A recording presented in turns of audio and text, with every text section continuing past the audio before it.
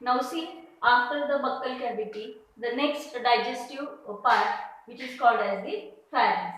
आता pharynx हा part काय आहे, तर बक्कल किंवा ओरल कॅव्हिटी आपण ओपन केल्यानंतर केल्यानंतर जिथं जी आपली संपते त्याच्या मागचा जो वाईड पोर्शन आहे, थोडासा ज्याला आपण घसा हा पोर्शन म्हणतो, तो पोर्शन म्हणजे काय आहे तर फॅरिंक्स. फॅरिंक्स काय आहे, इट्स अ शॉर्ट पॅसेज, एक छोटा तो काय आहे मार्ग आहे, which is common for air and food.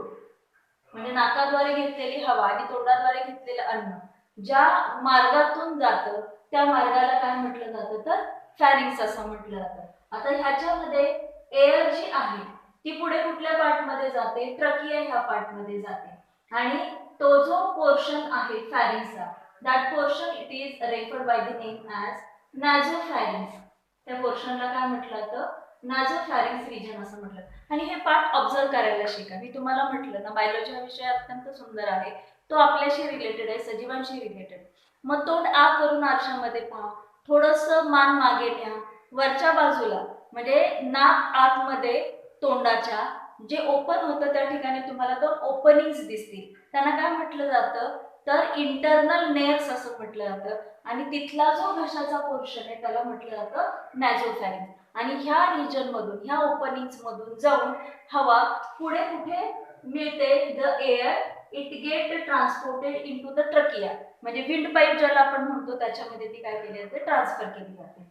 आता फॅरिंक्सचा अन्न म्हणून किंवा अन्नमार्ग म्हणून जो पॅसेज आहे त्याला काय म्हटलं जातं किंवा तो कुठे जाऊन मिळतो तर इसोफॅगस ह्या रिजनला तो जाऊन मिळतो. आणि तो ज्या पॅसेज मधून जाऊन मिळतो त्या पॅसेजला काय म्हटलं जातं ओरोफॅरिंक्स. त्याला काय म्हटलं जातं ओरोफॅरिंक्स. ह्या दोन्ही टर्म्स लक्षात ठेवायचे related with the MCQs. Nasopharynx it is a way for or it is a passage of pharynx that carry air towards the trachea, while oropharynx is the region of pharynx which carries food towards the esophagus. अन्न नलिकेकडे अन्न नेण्याचं काम हे केलं जातं.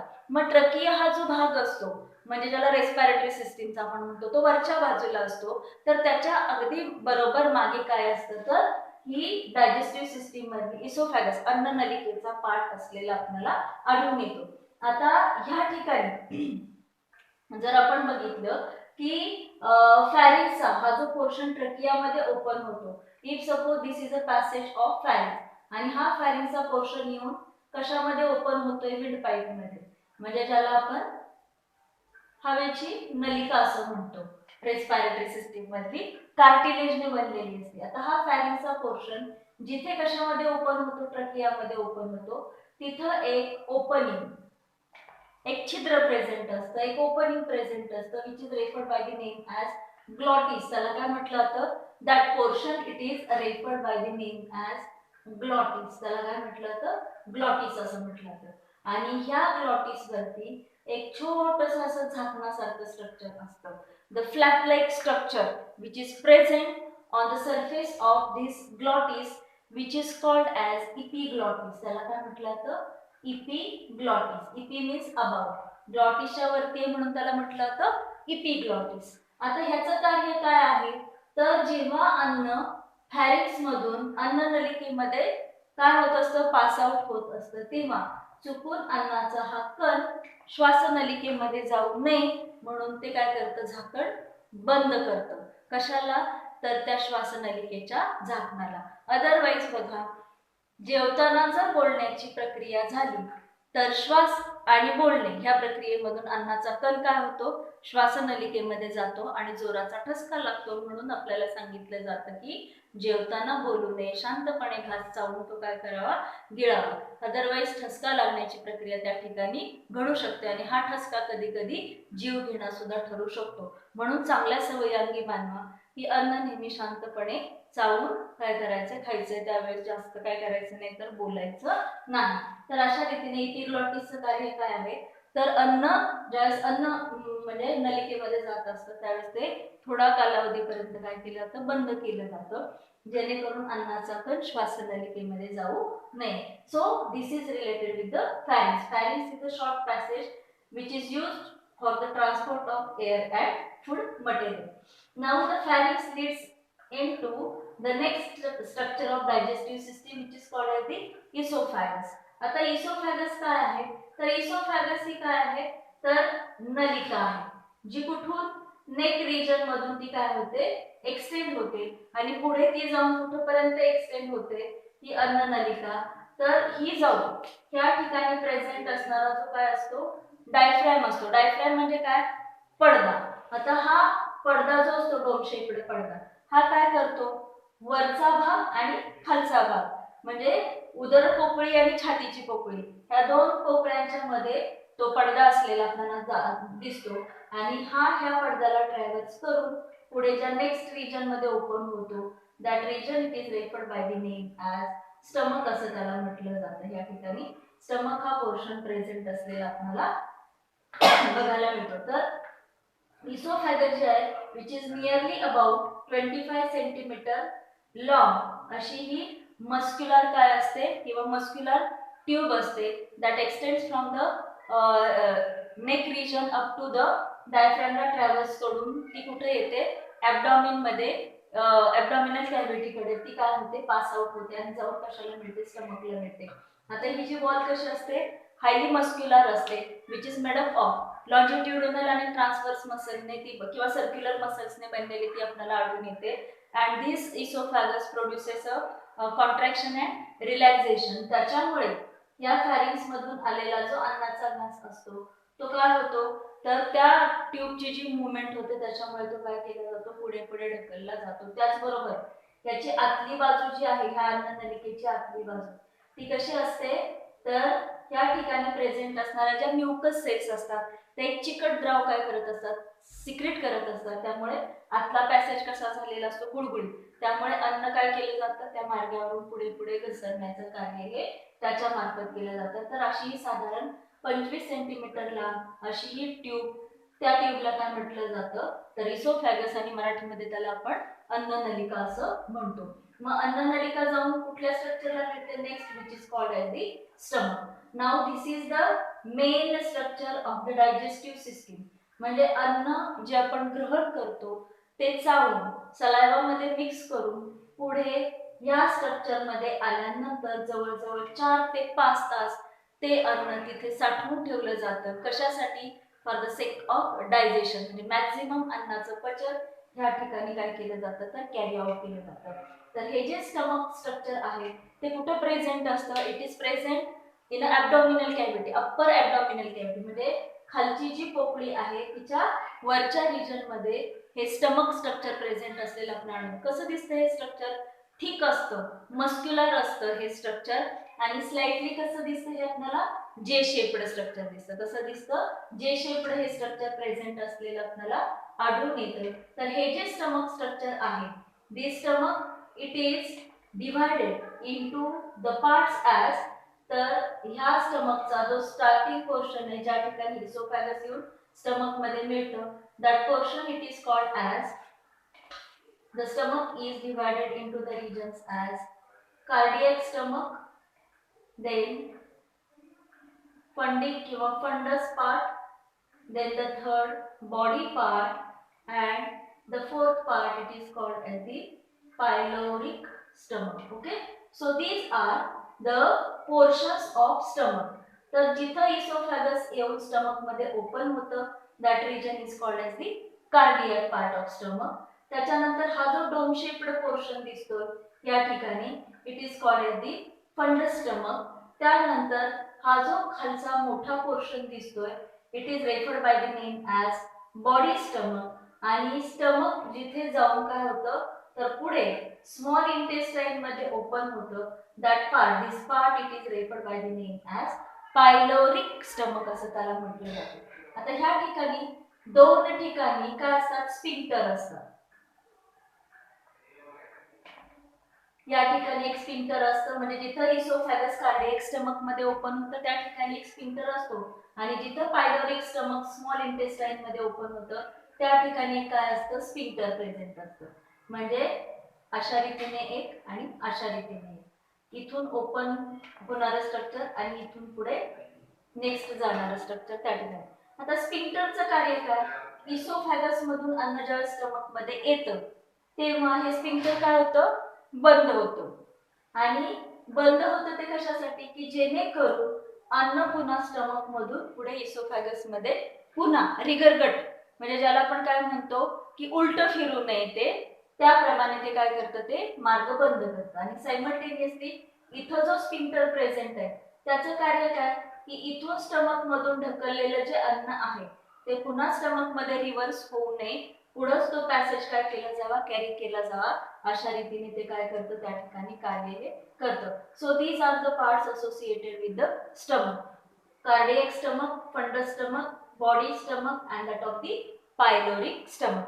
आता मी तुम्हाला आता सांगितलं की स्टमक वॉल ही कशी असते, हायली थिक अँड मस्क्युलर त्या ठिकाणी वॉल असते प्राण्याचं. स्टमक काय होऊ शकतं, थोडंसं डायलेट होऊ शकतं आणि पिशवीसारखं हे स्ट्रक्चर आहे. कारण का, आपण जे अन्न घेतो ते पिशवीमध्ये काय केलं जातं, भरून ठेवलं जातं. साधारण तुम्हाला माहिती आहे 4 ते 5 तासांसाठी अन्न त्या ठिकाणी स्टमक मध्ये काय केलं जातं, तर फिल हे केलं जातं. तर अशा या स्टमकची कार्य काय आहे, तर पहिलं कार्य ह्या ठिकाणी आपल्याला सांगता येईल की स्टमक जे आहे, the stomach involves in the temporary storage of food material and that gives the feeling of satiety. That gives the feeling of satiety. This is the important word. Satisfaction ज्याला आपण म्हणतो, म्हणजे ह्या पिशवीमध्ये, पोटाच्या पिशवीमध्ये आपण अन्न भरल्यानंतर, म्हणजे आपण म्हणतो ना की तृप्त होणे, ही जी संकल्पना आहे त्याला काय म्हटलं जातं, सॅटिएटी असं त्याला म्हटलं जातं. मग अन्न स्टमक मध्ये आल्यानंतर, भरल्यानंतर पोट ते कशाची आपल्याला फिलिंग देतं, तर सॅटिएटीची फिलिंग त्या ठिकाणी काय होते, आपल्याला आढळून येते. आणि दुसरं महत्वाचं फंक्शन काय आहे, तर स्टमक वॉल जी आहे ही स्टमक वॉल चर्निंग मुवमेंट दाखवते. आपण बघतो पोटाची हालचाल पुढे मागे होत असते. म्हणजे जसं रवीने आपण अन्न घुसळतो, रवीने जसं आपण ताक घुसळतो, तसं स्टमकची जी मुवमेंट होते, मागे पुढे होणारी जी मुवमेंट आहे स्टमकची, ती काय करते, तर पोटामध्ये साठवलेलं जे अन्न आहे त्याला घुसळायचं काम ते करते. आणि घुसळण्याने आपल्याला माहिती आहे की लोणी जसं बाहेर येतं, तसंच या ठिकाणी जे तुम्ही दाताने चावलेलं, लाळेने मिसळलेलं अन्न स्टमक मध्ये पाठवलेलं आहे, ते अन्न ते काय केलं जातं, तर गॅस्ट्रिक ज्युसेस, स्टमकने सिक्रेट केलेली जी काय आहेत ज्युसेस आहेत, विकर आहेत, जी विकर काय करणार आहेत, एन्झाईम्स आहेत, ती त्या अन्नावरती प्रक्रिया करणार आहे, ज्याने अन्नाचं काय होणार आहे, सिम्प्लिफिकेशन होणार आहे. ते विकर त्या बारीक केलेल्या घुसळलेल्या अन्नामध्ये काय केली जातात, व्यवस्थित रीतीने मिसळली जातात. So this is related with the function of stomach. Now see the next part of digestive system after the stomach. Stomach इतकाच महत्वाचा पार्ट हा आहे तो म्हणजे स्मॉल इंटेस्टाईन, जिथं अन्नाचं पचन जवळजवळ कम्प्लीट केलं जातं. तो भाग म्हणजे ज्याला मराठीमध्ये आपण लहान आतडा असं म्हणतो. तर हा जो स्मॉल इंटेस्टाईन आहे डायजेस्टिव्ह सिस्टीम मधला हा सगळ्यात लांब पार्ट, जवळजवळ 6 मीटर एवढी काय असते, तर लांबीची या ठिकाणी काय असते, तर इंटेस्टाईन प्रेझेंट असते आपल्याला आढळून येतं. आणि 6 मीटर ही लांबी कशा रीतीने ठेवलेली असते, जसं आपण पाईप गुंडाळतो लांब, त्याप्रमाणे 6 centimetre long tubular structure which is highly coiled in a nature. म्हणजे ते कसं, तर गुंडाळल्याप्रमाणे ते स्ट्रक्चर ठेवलेलं असतं. आणि this coiled structure is maintain with the help of the mesenteries in between them. See here the word mesenteries is very important. Mesenteries is what the coiled structure of small intestine is held together with the help of dash dash dash. It is maintained with the help of mesenteries. या स्ट्रक्चरने काय केलेलं असतं, maintain केलं जातं. mesenteries आपल्याला कशा रीतीने सांगता येईल किंवा दाखवता येईल, तर if suppose this is a highly coiled structure, मग आता ह्या ज्या कॉइल्स आहेत त्या एकमेकांवरती काय होऊ नयेत, आढळून नयेत म्हणून या ठिकाणी काय असतं, तर अशा रीतीने काय प्रेझेंट असतात, तर mesenteries प्रेझेंट असतात. आणि these mesenteries they are provided with, त्या ठिकाणी काय प्रोव्हाइड केलेलं असतं, तर ज्या ब्लड वेसल्स आहेत, लिम्फ वेसल्स आहेत, त्याच्यानंतर नर्व्स आहेत, म्हणजे इंटेस्टाईनला लागणारा जो ब्लड सप्लाय, नर्वचा सप्लाय, तो काय केला जातो तर ह्या मिसेंट्रीज मार्फत पुरवण्याचं काम हे त्या ठिकाणी केलं जातं. तर हे जे स्मॉल इंटेस्टाईन आहे 6 मीटर लांबीची ही ट्यूब आहे आणि ती कशी असते, which is much coiled in nature असते, ती आपल्याला आढळून येते. म्हणजे जर आपण ह्या ठिकाणी दाखवायचं झालं तर स्टमक या ठिकाणी आपण कन्सिडर केलं related with the structure of stomach. Esophagus ends into the sac-like portion and this sac-like portion opens into the highly coiled structure. Okay, so such a highly coiled structure is present below the stomach which is referred by the name as small intestine असं त्याला म्हटलं जातं. आणि हे जे small intestine आहे it is again divided into the parts as a duodenum,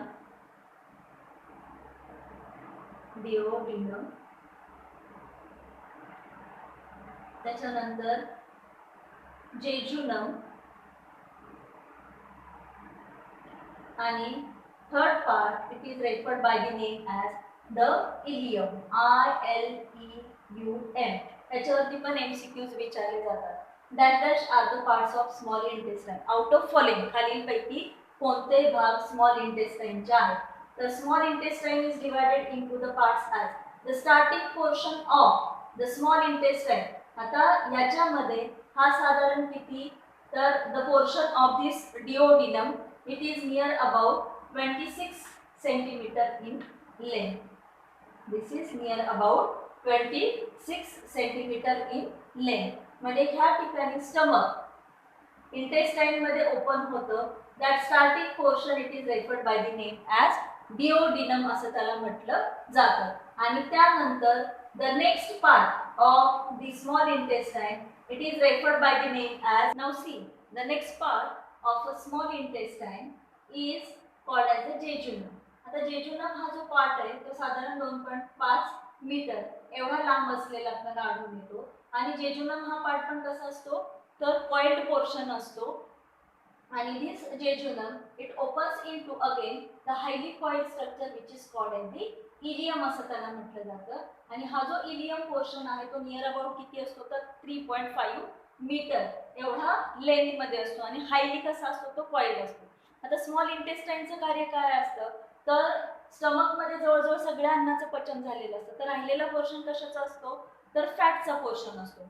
तर हा फॅट जो जड घटक आहे तो पचवण्याचं कार्य कशामध्ये केलं जातं तर ह्या स्मॉल इंटेस्टाईन मध्ये ते कार्य हे केलं जातं. आणि ह्या स्मॉल इंटेस्टाईन मध्ये हे जे पचनाचं कार्य आहे ते 2 ग्लँड्स जे आहेत त्याच्यामध्ये ओपन होणार आहे. एक म्हणजे लिव्हर कडून येणारी जी बाईल ज्यूस घेऊन येते, पित्ताशयातून येणारी जी ग्रंथी आहे ती एक ओपन होते आणि दुसरी म्हणजे पॅनक्रियास स्वादुपिंडाकडून येणारी ग्रंथी काय करते त्या ठिकाणी अणु पाचक रस ओतते आणि त्याच्या साह्याने आणि सायमल्टेनियसली इंटेस्टिनल ज्यूस जो आहे ते पण काय करतात तर स्मॉल इंटेस्टाईन मध्ये अन्न पचन करण्याचं काम त्या ठिकाणी करतात. So these are the parts of small intestine, duodenum, jejunum, ilium.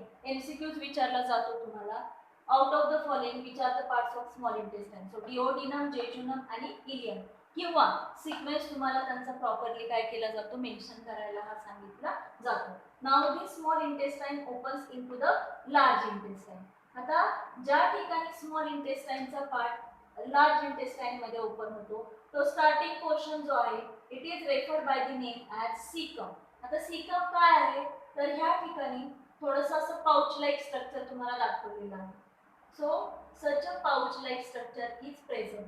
Now this pouch like portion it is called as the cecum portion असं त्याला म्हटलं जातं. जिथं येऊन काय होतं तर स्मॉल इंटेस्टाईनचा इलियम हा पार्ट येऊन काय होतो या ठिकाणी ओपन होतो. That portion it is referred by the name as cecum. Now this cecum it shows the outgrowth. या cecumला काय प्रेझेंट असलेले आपल्याला आढळून येते. This cecum it shows the small outgrowth which is called as the vermiform appendix. तिला काय म्हटलं जातं vermiform appendix असं तिला म्हटलं जातं. and this appendix it is a vestigial organ. हा ऑर्गन कसा आहे अपेंडिक्स ऑर्गन तर वेस्टिजियल ऑर्गन असलेला आपल्याला आढळून येतो.